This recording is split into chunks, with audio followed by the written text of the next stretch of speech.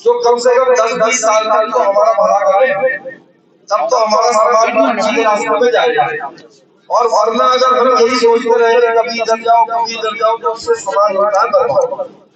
दूसरी बात अब दूसरी बात पर आता हूँ, दूसरे चरण की बात में। आज के समय में महाराणा सांगा जी के कारण जो है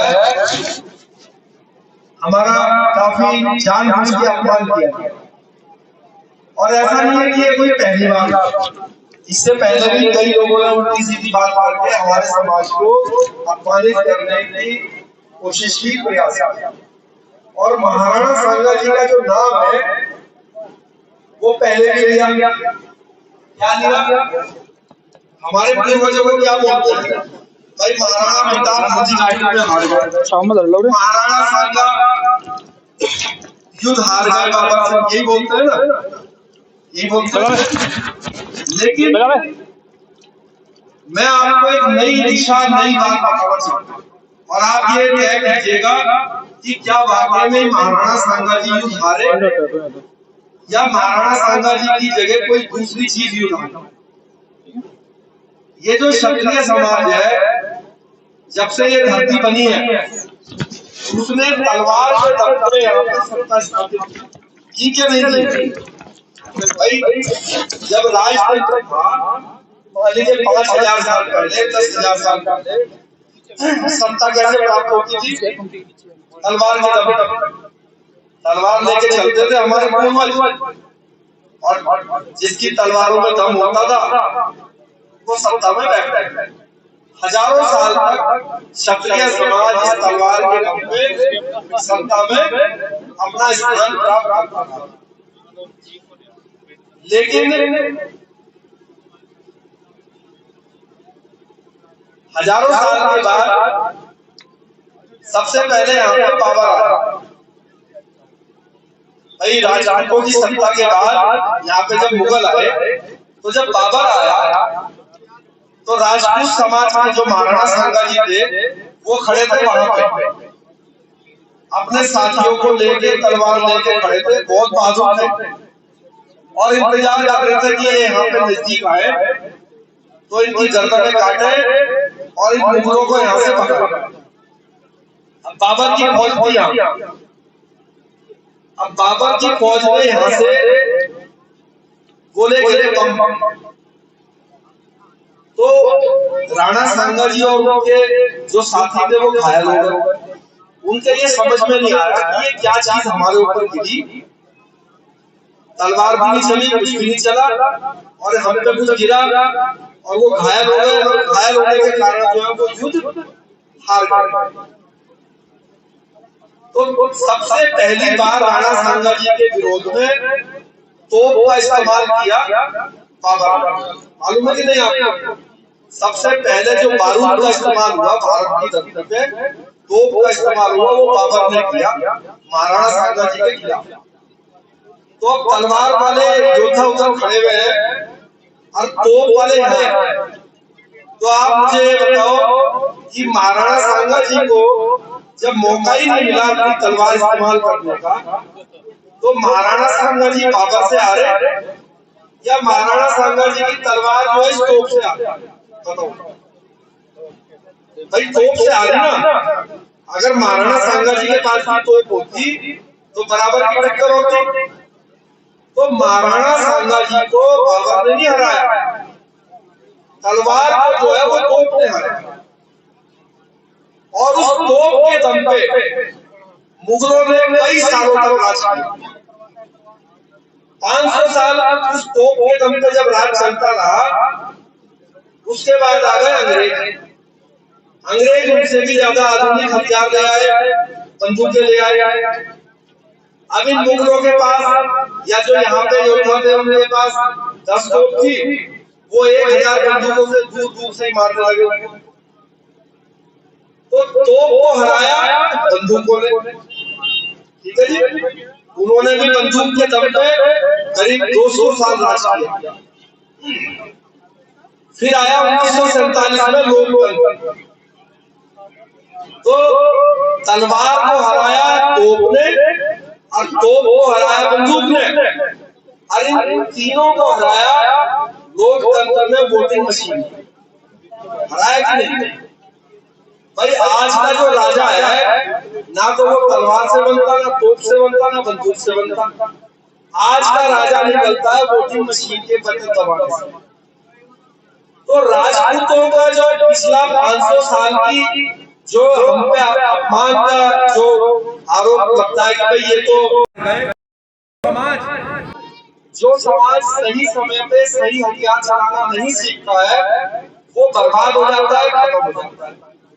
जैसे पिछले 500 सालों में आप सत्ता को दोबारा नहीं ले पाए क्योंकि अभी भी हमारा समाज 2 घंटा है, उसको अपनी जो आज का जो आधुनिक हथियार है वो चलाना ही नहीं आता। आप अपना वोटिंग मशीन का हथियार चलाते हो नाराजगी तक। पिछली बार रूपाला ने कुछ कह दिया तो दे भाई सही ऐसी, इस बार उसने कह दिया तो इस बार इसकी बात। दूसरे लोग उस हथियार को चलाते हैं अपने समाज की भलाई के लिए, आप उस हथियार को चलाते हो गुस्से में। तो जिस दिन आप उस हथियार को अपनी भलाई के लिए चलाना सीख गए तो समाज की तरक्की होगी, हमारे युवाओं को रोजगार मिलेंगे, हमारे समाज के लिए नई नई जो है योजनाएं बनेगी। और अगर आप ऐसा नहीं करोगे तो पिछले 500 साल से जो बर्बादी की तरफ जा ही रहे हैं और बर्बाद हो जाएंगे। और तरक्की आपकी उसी रास्ते से होगी जो मैंने आपसे बताया है कि आपको अपना झंडा बनाना पड़ेगा जैसे दूसरों ने बनाया हुआ है। जब आप अपने झंडे पर चलोगे जैसे हमारे पूर्वज चलते थे तो सत्ता आपके हाथ में आएगी। भाई ये जो दूसरे अन्य हमारे समाज के भाई हैं इन्होंने ये विचार किया कि क्या कारण है कि हजारों साल तक ये क्षत्रिय समाज ने राज्य किया, तो उन्होंने सोचा यार लड़े तो हम भी, हमें क्यों नहीं सत्ता मिली। तो कारण क्या था? जो कि झंडा आपके पूर्वजों का था। भाई महाराणा प्रताप और अकबर का युद्ध हुआ कि नहीं? तो महाराणा प्रताप जी के सेनापति थे हकीम खान सूर। कौन थे जी? हकीम खान। और अकबर के सेनापति थे मान सिंह जी। तो मान सिंह जी जब दिल्ली से 50,000 की सेना लेकर चले तो मेरी तरह उन्होंने भी केसरिया पट्टी बांधी थी और तलवार लेकर चले। और जब हल्दी घाटी पे पहुंचे तो हल्दी घाटी पर पहुंचकर सामने से जो महाराणा प्रताप जी के सेनापति थे वो भी हकीम खान के नेतृत्व में करीब 20,000 लोग वहां सामने खड़े थे। तो एक तरफ मान सिंह जी के साथ जो राजपूत सैनिक थे वो थे 50,000 के करीब, और हकीम खान के साथ 20,000 जो है करीब मुसलमान सैनिक थे, पठान। तो मुझे आप ये बताओ अगर 500 साल पहले आप जिंदा होते और कुतुबपुर के आपके गांव का जो मंदिर है उसमें आपको ये प्रार्थना करनी हो भगवान से कि ये युद्ध कौन जीतना चाहिए, जो 50,000 राजपूत हैं और जो नारे लगा रहे हैं जय भवानी, वो जीतने चाहिए, या ये जो 20,000 मुसलमान हैं पठान जो कह रहे हैं अल्लाह अकबर काट देंगे मार देंगे, ये जीतने चाहिए? कौन जीतना चाहिए बताओ?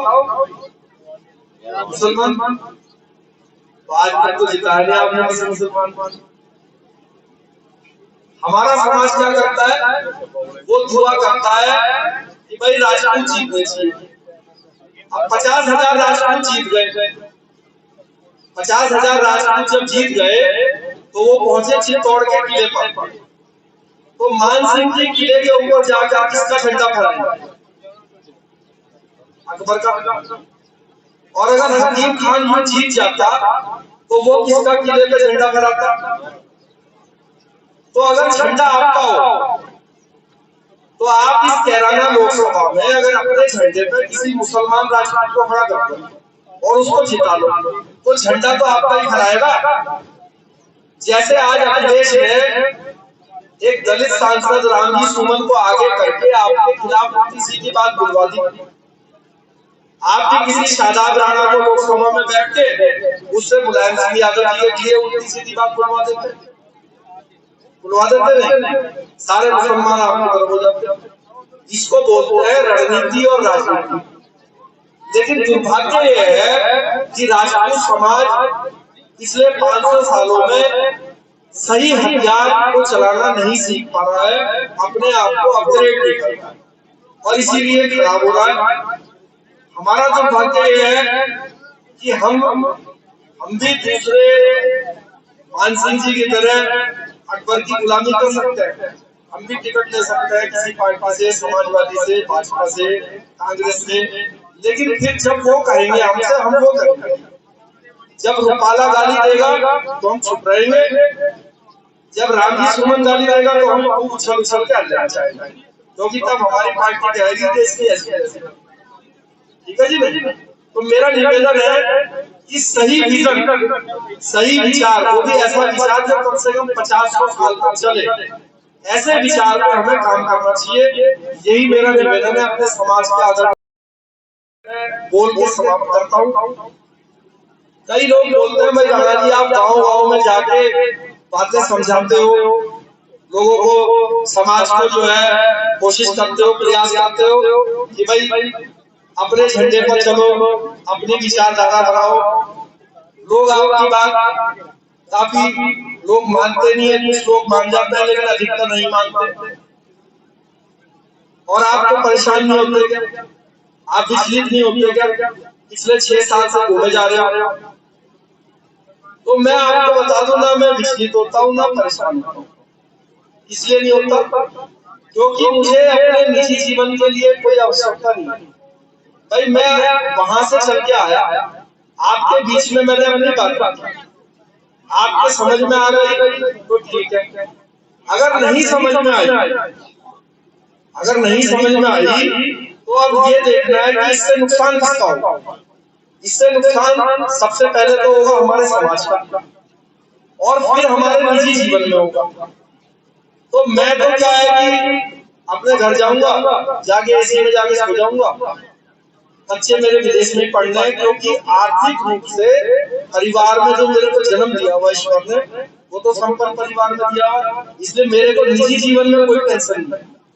अगर समाज समझेगा बात को तो वो समाज उसकी तरक्की करेगा, नहीं समझेगा तो अपना पड़े रहो, हमें क्या दिक्कत है। भाई 20-25 साल का जीवन है, चले जाएगा ऊपर। लेकिन जो हमने आज बात बोली वो 50 साल बाद, जब 100 साल बाद आपके पोते पड़पोते सुनेंगे तो वो कहेंगे यार शेर सिंह राणा जी एक पापा था हमारा, वो तो समझाता था समाज को, हमारे बूढ़े समझे नहीं और आज हमें घास छीलनी पड़ती दूसरों के खेतों में। तो भाई अगर इसके लिए आपको मन बनाना तो बनाओ, हमारा कुछ नहीं करता, उससे बिगड़ेगा भाई। समझोगे नहीं समझोगे भाई हमारा क्या बिगड़ गया? हम तो गाड़ी में बैठ के आए, एसी चला के गाड़ी में बैठ के वापस चले जाएंगे। तो मेरा निवेदन है कि समय, आपके भविष्य जो आने वाला बच्चों का भविष्य है वो खराब ना हो, उसमें कुछ तरक्की हो जाए और सब लोग आपस में मिलकर आप विचार करो कि भाई शेर सिंह की बात ठीक है कि नहीं। अगर ठीक है, कई लोग बोलते हैं भाई राणा जी आप एक बार आते हो फिर 2 साल तक नहीं आते। भाई जितनी जिम्मेदारी मेरी है उतनी आपकी भी तो है। अगर आपको मेरा विचार ठीक लगा तो आपको भी तो अपना समय देना पड़ेगा कि नहीं? कि मैं अकेला ही घूमूंगा। मेरे को कई लोग बुलाते हैं, वो कहते हैं आ जाओ, मैं उनसे बोल देता हूँ भाई मैं तभी आऊंगा जब आप उतनी मेहनत करोगे जितनी मैं करूंगा। हम तो रोज कहीं ना कहीं जाते हैं, तो हम मेहनत करने के लिए तैयार हैं, बशर्ते कि आप भी उतनी मेहनत हमारे साथ करने के लिए तैयार हो। विचार अगर ठीक लगाओ और अगर ठीक नहीं लगा तो अपना बस चलते रहो। हमने 2019 में की यात्रा निकाली थी जी, उसमें आप सबका बड़ा योगदान था, गाजियाबाद में इकट्ठा हुए थे। उससे पहले जो है धूम सिंह जी ने भी बड़ी मेहनत करी थी। उससे पहले संगीत सोम जी ने भी खपोली में कार्यक्रम किया था जी। लेकिन वो जो संगीत सोम जी ने कार्यक्रम किया खपोली में, उसके दम पे उन्होंने अपने लिए टिकट लिया। लेकिन जो गाजियाबाद में कार्यक्रम किया उसकी एवज में मैं भी अपने लिए टिकट ले सकता हूँ और आज भी ले सकता हूँ और विधायक भी बन सकता हूँ। लेकिन फिर जो मेरी पार्टी कहेगी मैं वो करूंगा, आप जो कहोगे वो नहीं करूंगा। कल को आप ये कहो फिर आप जो कौशी राणा जी हमारी बात नहीं सुनते तो मैं कहूंगा भाई तुम्हारी भी सुनूंगा, मेरी जब पार्टी जाएगी वो मुझे करना पड़ेगा। तो अब अगर आपको पार्टियों के गुलाम तैयार करना है तो वो कर लो, और जो मान लो इंडिपेंडेंट विचारधारा की अपनी नई रास्ता तय करना तो वो कर लो, वो आपकी मर्जी है।